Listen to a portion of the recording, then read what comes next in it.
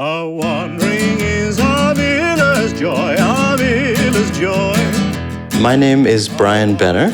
I was born in Orlando, Florida, and I came to Vienna to study classical singing. Of all the pleasures here to be found, I most After coming here, I discovered the songs of Franz Schubert and ended up staying to pursue my work with his music. wandering, wandering. And I'm also a singer and guitarist of the Erlkings, the Schubert band that I started, and in general, a very proud member of the Viennese musical community.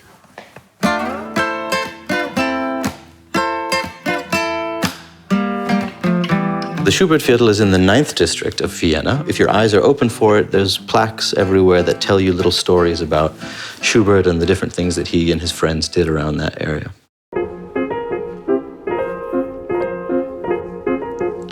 Hello, everybody. You'll never guess where I am. This is the Schubert birth house, where Franz Schubert was born. It's still very, very, very beautiful.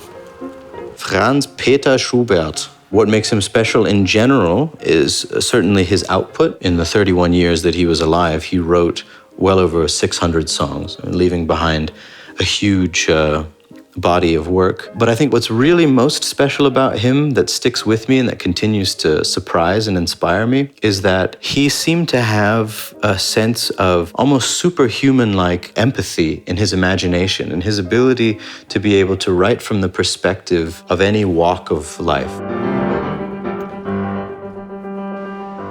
We're here in the Schubert garage. This is actually the place where Schubert wrote Der Erlkönig, the song, of course, from which we get our name, the Erlkings. But here now, they just fix cars. Unbelievable. History is everywhere. What I've won in my relationship to Schubert through my living in Vienna has been the evolution of my image of him as this composing god, a genius, into the idea of him as a very normal human being.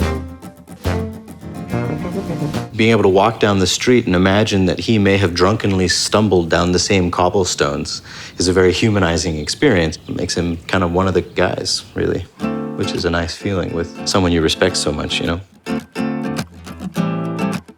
Playing Schubert songs is a duo art form. And so if you want to go through Schubert songs, you always have to call a pianist. While I enjoy that very much, I also wanted to be able to enjoy Schubert songs in intimate moments where I could feel, you know, alone and by myself and really enjoy these poems and these melodies and everything. And so playing classical guitar for most of my life, I wrote out the chords and tried playing it.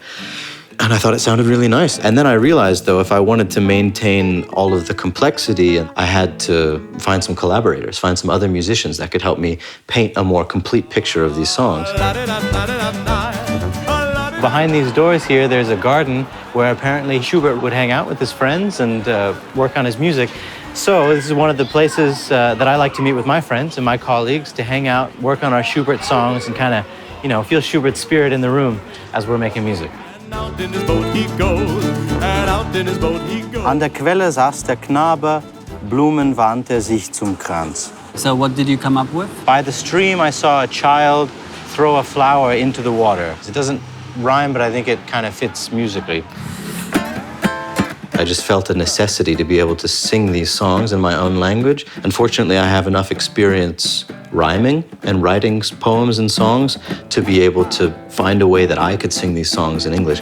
By the stream I saw a child throw a flower into the water. There's nowhere else in the world, I think, where you can experience the human side of Schubert as much as in Vienna. And it kind of gives you permission to treat him like a friend, you know? I mean, we don't talk about Franz Peter Schubert, we talk about Franzl, our buddy, right? But also, you know, at the same time, he's our most beloved, most respected colleague as well. And it's the difference between being in service to someone, which can be very special, or treating a composer like a collaborator. So behind us is actually the original burial place of both Franz Schubert and Ludwig van Beethoven. They actually died within 2 years of each other. I hear the river running. And then a few years later, they actually exhumed their bodies and moved them to the Zentralfriedhof, the central graveyard. But this is the very first place where their bones rested next to each other. And it's always a special place for me to visit and to think about the people that must have come here to pay respect and love to him when he was first laid in the ground. Those are the wrong I played, but I bet Franz Schubert also made mistakes.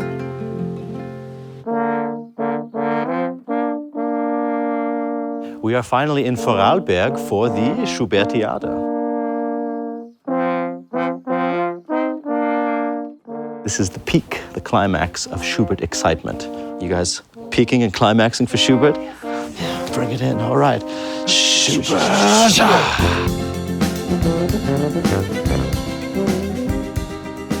The Schubertiade is a very prestigious Schubert celebration. It's just some of the best singers and pianists and chamber musicians in the world all coming together for the love of Schubert. All right, cool. Okay, good. Everybody happy? Yeah. That's sound check.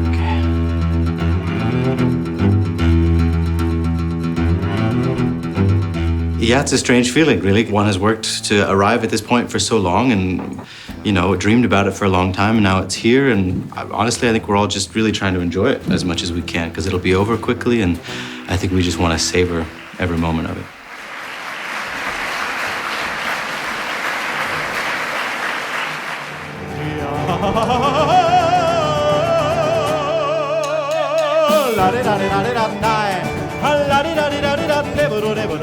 It's kind of shocking at first to hear something you love so much presented to you in such different colors. But what is so fascinating is that there is this process of resistance and then acceptance. The irony of it is that actually the people who know Schubert really well tend to be our most diehard fans. A fisherman is a free man without any cares or woes.